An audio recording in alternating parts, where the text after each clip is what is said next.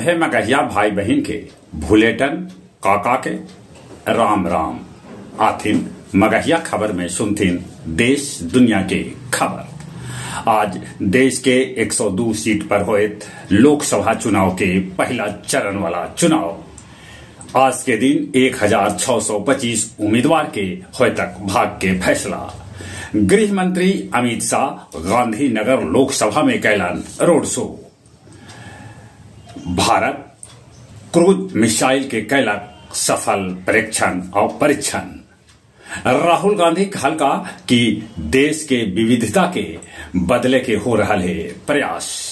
राजद के बुलो मंडल जदयू में शामिल हो गलन। जून में कैल जात सक्षमता परीक्षा पास मास्टर सभे के काउंसलिंग।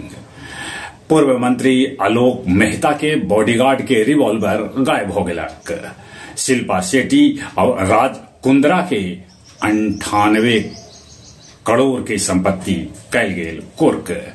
जेल में बंद दिल्ली के मुख्यमंत्री केजरीवाल बेल लेवेलेल अपना रहलन है अजब उपाय।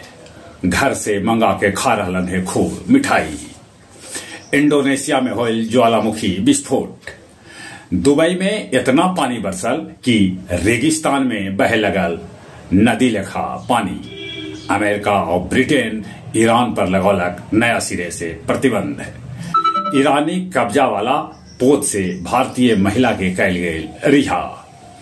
गया में लोकसभा चुनाव आज।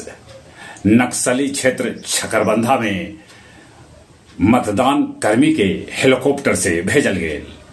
टंकुपा और बंधुआ स्टेशन के बीच जन शताब्दी एक्सप्रेस से एगो मोटरसाइकिल टकरा गेल।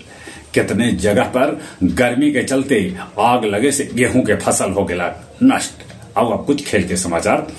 टाटा आईपीएल में मुंबई पंजाब के हरा दिलक। पाकिस्तान के साथे तटस्थ जगह पर भारत खेल सका है टेस्ट मैच। महिला वनडे में श्रीलंकाई महिला टीम 300 के लक्ष्य पावे वाला दुनिया की पहला टीम बन गया है। चलित एक बार फिर से अपने सभे के बुलेटिन काका के राम राम।